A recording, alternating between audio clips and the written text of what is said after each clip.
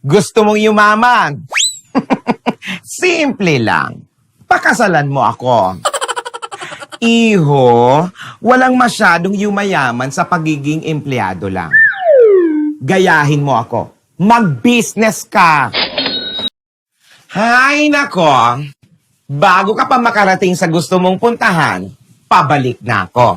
Kaya, pakinggan mo ang payo ko. Ano mang dream destination mo? New York, Rio, Tokyo! Woo!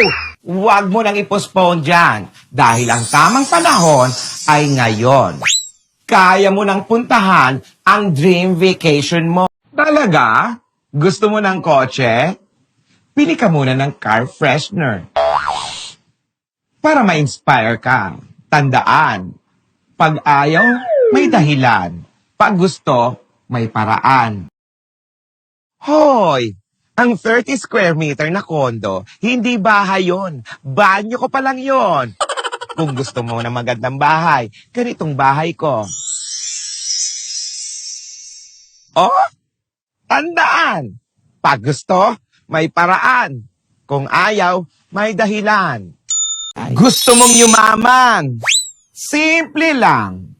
Gagawin kitang next yaya.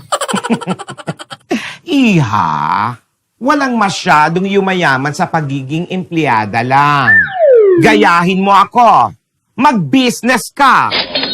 Pwede mong palakihin ang business mo. We ain't never getting older.